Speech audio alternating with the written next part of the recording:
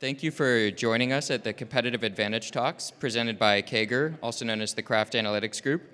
My name is Adam Beisman, and I'm an MBA student at MIT Sloan. It's my pleasure to introduce the presentation Unlock a Commercial Advantage Through Performance Marketing, presented by Wasserman Foundation. Please join me in welcoming our speaker, Tom Huggins, Group Director in Digital and Data at Wasserman.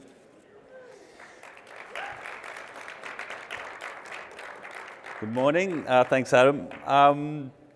Today's session is going to be all about how we can unlock more millions in revenue through performance-driven partnerships. So as Adam said, I'm the head of the performance team at Wasserman at the moment. And we kind of start from the position of what we know around fans being the best consumers in the world. We know they spend more, they spend faster, and really importantly, they stay loyal. But as consumers, we all now really expect the right products and services to come to us. This is all thanks to our friends at Meta, at Google, Apple, and pretty much every other brand that we have an interaction with now. We expect things to be personalized, we expect the information that we get to be immediate, and we expect it all to be very convenient, so right time, right place. So why should sport treat fans any differently to that? I think as an industry, we've been a little bit guilty of outsourcing our most valuable asset as the fans. This goes back to when we started off with growing social media audiences, which is all incredibly valuable in the way that we operate and curate our fandom. But when the landscape changes, we can be a little bit powerless to the reaction of what happens next.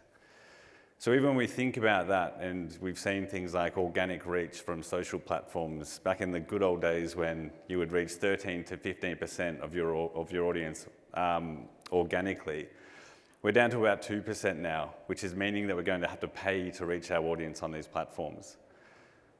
The conversation around platform ownership is another one where we've seen the likes of Instagram go into Meta, we've seen Twitter go to Elon and turn into X. And we need to be mindful of who is actually controlling the relationships of these communities.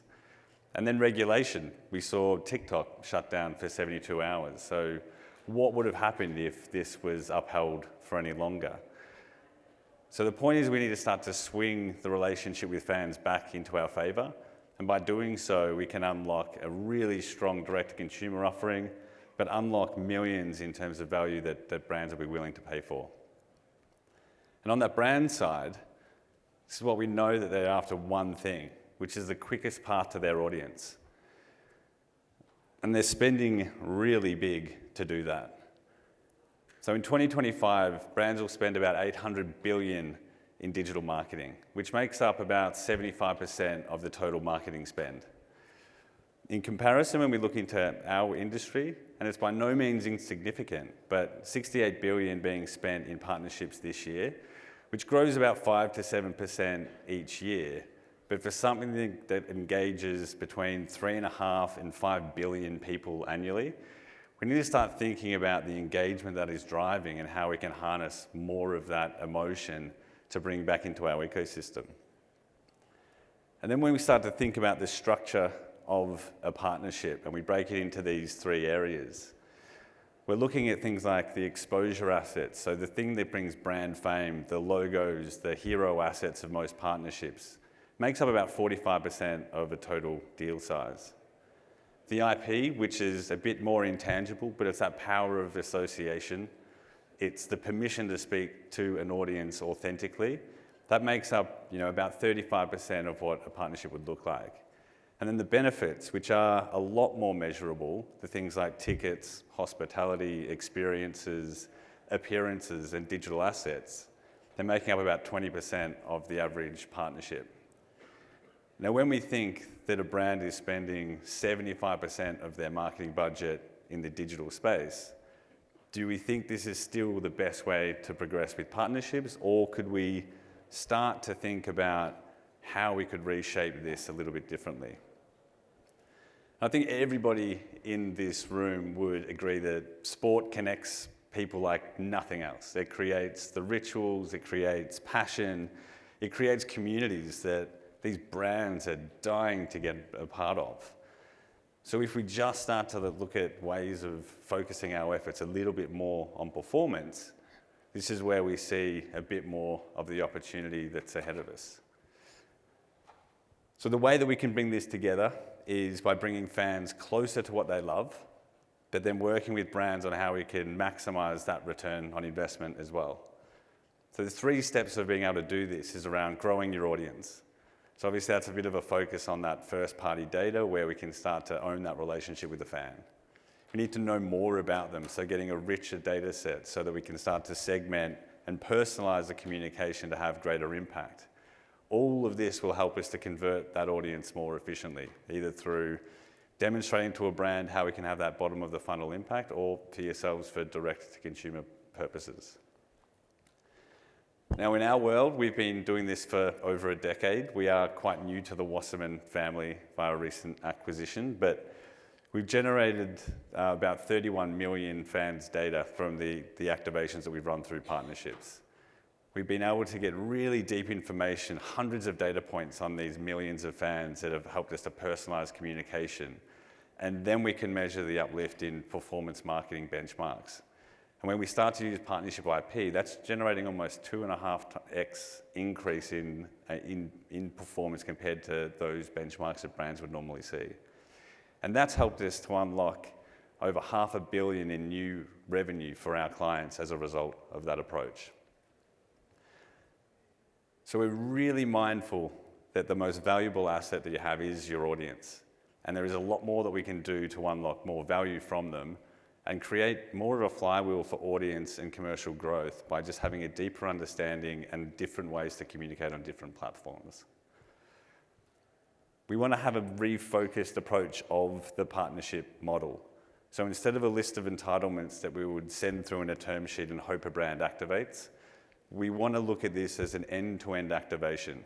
And the more that rights holders and properties start to do this, we can start to maximize the ceiling of a partnership by demonstrating the value of the IP, the exposure, the engagement, the way that we can tell the story through talent and content. We can price up new things like activations as an asset, but all of this can be partner funded to fuel your own partnership and kind of audience growth. So that media amplification will give us more measurement, and with more measurement, we can demonstrate a greater return on investment and reinvestment into partnerships to get more into our ecosystem. And if we start to think about the billions that are being spent in digital marketing and the fact that brands are looking for that quicker path to an audience and the efficiency through this model that we've seen over the last decade, we should be able to start to redirect more into sport and entertainment as a result and start to create a new revenue stream from partnerships that didn't exist previously. And to give you a live example, which would have been way better if Spurs had won last night, but here we are. But for context, there's a partnership between Tottenham and AIA. AIA are a financial services business. They operate in 18 markets within Asia. They have 42 million customers and generate 50 billion in revenue each year. Tottenham Hotspur are in the Premier League. They're based in North London, and most of their fans are in the Northern Hemisphere. They have Sonny, who is a Korean player and is one of the reasons why they have got such a good fan base within Asia, and one of the reasons for the partnership. The partnership with Tottenham has always been around how we can tell the story of a healthier, better, longer life. And they use their assets quite strategically. They have Premier League coaches that are in market that are training from grassroots through to elite footballers. They use content to tell that authentic story about wellness. They are using the players as marketing ambassadors within each of their markets. And they use a lot of incentives for sales agents to come over to London and have experiences that they wouldn't have in any other way. They spend $50 million on their partnership with Spurs. And at the end of the day, they are an insurance business. So they need to get that book of business back. What we've started to do with Spurs and AIA is to create this new suite of assets which brings fans a lot closer to the club and a lot closer to the brand from the other side of the world. So now it's about how we're creating more of these immersive experiences to bring fans closer to the things that they love. We're using the rights and assets to create new fan engagement tools and gamification to reach the right audiences. And we're using it as well to capture data for both Tottenham and for AIA that is then driving that direct and measurable return on investment. And the impact that we've seen over the last few years has meant that Spurs' partnership is generating efficiencies like nothing else that AIA has seen. We've had the storytelling element, so the IP that's on the content is enabling AIA to tell their story at a 5.5 times better rate than what they would get in the open market. We're driving leads back to agents at a cost per click that's 3.5 times better than what they see without the partnership. And those leads, when they come through, are converting 7 times higher than they are when they're coming from generic sources. So all of this helps us to start predicting success before we start. And the benefit for the club is that we're tapping into 42 million customers as well. So now we're starting to build a bigger profile of where these new fans are, what they're interested in, how we can commercialize them through a Tottenham perspective.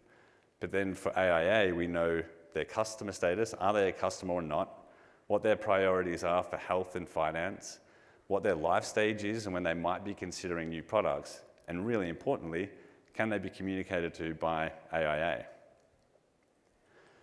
When we start to model out now the partnership impact, it gets pretty compelling because we can see from the end-to-end delivery approach that now we can drive 1.1 million people back to this lead generation destination. We know from that we have the ability to capture and validate leads for 236,000 people. And when we then start to model this out into the commercial opportunity, we look at what AIA pay as a market rate for a validated lead, which is $100 on average. The partnership is generating these leads for $17. So showing that there is an 83% reduction in the cost per lead is incredibly powerful for Tottenham now when they're going through a renegotiation. The exciting part for this is that delta is where that end-to-end activation, by keeping more in the delivery of the partnership and measuring the upside, means that there is now a conversation of, well, if we're driving 236,000 leads, that to you, AIA, is worth $19.48 million on top of the $50 million that they're already spending on their partnership. So this is an ability to just measure a little bit more from the activations that we've been doing previously, understanding what the commercial value is to a brand like AIA, but all the while this is through enriching the fan experience as well, not just trying to sell insurance. That element is almost a byproduct of doing the other elements really well. But what this means is that we've got our scalable model where as long as we're coming under $100 for a lead, Spurs can decide to reinvest into this program themselves to generate further upside on top of their partnership. So that is just an isolated example of one partnership that has the opportunity to unlock tens of millions of dollars in new revenue for a property. I understand there's a lot that needs to be done in terms of getting the house in order to be able to facilitate this. But as a really simple way of how we can start to think about establishing this commercial advantage, we think about it in these 3 areas. We always have to keep fans at the center of what we do. So we have to understand what fans value. We have to understand that they don't like being sold to. So everything needs to be how we can unlock a lot more insight, which we can do through those activations as an asset. So starting to then think about, well, what is a brand looking to achieve out of all of this, and how do we package up our rights and assets to appeal to an audience that is desperate to see a quicker path to that audience. And the final one is solving real business problems. So having media equivalency and things like that is a valuable mechanism for the value of a deal, but we have to get on 1 or 2 levels deeper to find out what a brand really wants to achieve from a partnership, whether it's leads or whether it's amplification of content or media efficiency or anything in between. There is always a real business problem to solve. And if we can do that, we can unlock this new commercial revenue stream and a quicker path to this audience and commercial growth for sport and entertainment. Promise you it would be short and sharp. Thanks.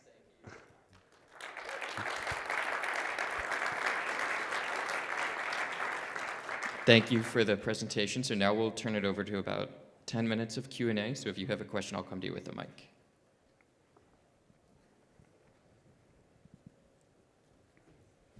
Thank you for the great presentation.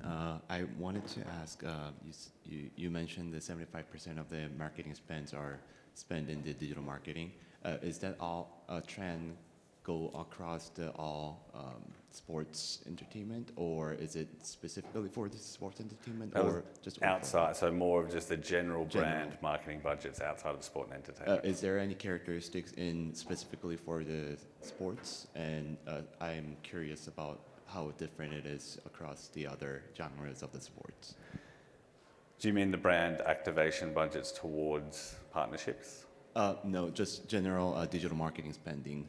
Oh, where that's like broken up in that, yeah, do you mean? Yeah, so the trend, so 75% is a little bit higher what I expect in the NHL space.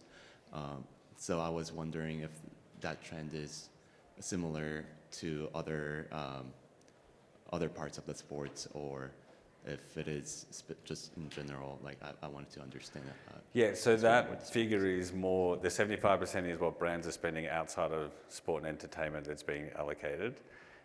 In sport, I think the figure is a lot lower. So when we think about that partnership breakdown of the 20% of the benefits are being allocated some to digital platforms, I think it's a much lower amount. I don't know what the figure would be, but I would imagine it would be the 10% of like the total kind of media spend is being focused on the digital elements. Yeah. Hi there, how are you doing? Good, thanks. Great presentation. I have a really quick question to ask you, and it might be getting a little bit in the weeds, but the relationship with AIA and Tottenham. Obviously, AIA is an Asian-based company, and I don't believe you can buy their insurance in Tottenham in London. That's correct. How is that perceived from your end? Because I mean, you're saying, put the fans first, right? So obviously now it's a product that's being pushed that's not necessarily accessible to them. Yeah. Just more of a, subjective, I guess, reaction to that. No, that's an interesting one because obviously it's got the prime real estate on the front of the shirt, but that is for that awareness bucket of we know that that's being broadcast everywhere within the key markets in Asia.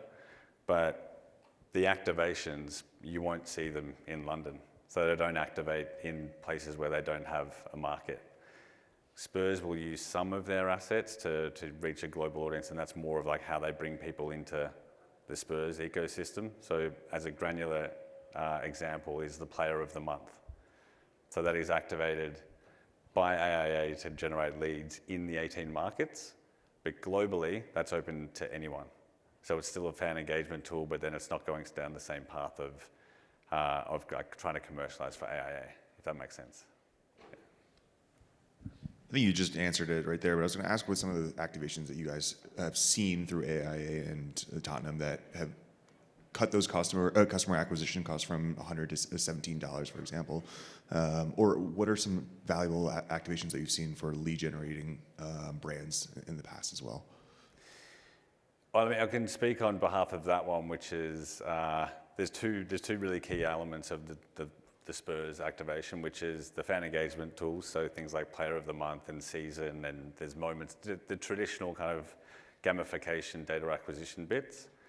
Then there was a virtual coaching corner. So knowing that we have a coaching program in market, it is then building a digital twin of that so that we can use the coaches to sign up for nutrition, for training tips, for content from coaches that then you need to register for. That becomes another lead generation tool.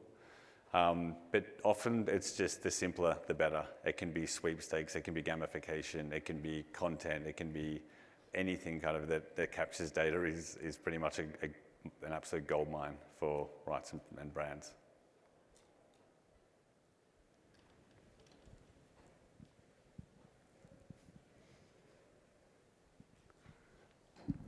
What's up, Tom? I have a question for you. Why do you think rights holders continue to talk about traditional metrics in terms of effectiveness and efficiency instead of trying to tell this story?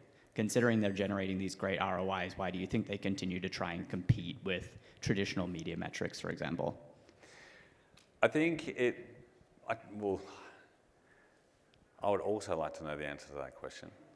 I think it's just more of a comfort thing. People get comfortable with how to present. There's a very clear source of truth for a lot of the awareness elements, so there is a clearer way to benchmark against other properties. I think the exciting bit is that the point of difference that every property has is their audience, which is going to be like Spurs is going to be different to Arsenal, which is going to be different to Crystal Palace. And they can position themselves in a very different way. And I think that if you get into the weeds of that one, then you've got a totally different story to tell. So I would hope that there's probably just more of a willingness in the future that we need to start competing on those fronts, because the awareness bit anyone can play in. So that's the commoditized bit. So hopefully that's changing. Hello, thank you again. That was a great presentation. My question is, do you feel like there is a difference in the way you approach this from a team perspective versus the way a league would approach this with similar brands, understanding different breadth of scope, different fan bases, because a team side very localized, much more easier to hone in on, versus a league who's much more widespread? Yeah, I think each have their opportunities within them. You're tapping into really, that absolute core fandom with a team, and no one supports a rights holder in that other sense, but you can always dig down into what brought you here in the first place. Like, I think Formula One are doing this really well. Like, the teams people are a bit more nebulous with, and people can move around because they're following the drivers. And they're good at just directing the traffic, but finding out who you might be interested in. So picking up the cues of content so you can get served the right thing. But I think from a property standpoint, it is just, well, what else can you find out? And then you can start to have that different conversation. Time for one or two more.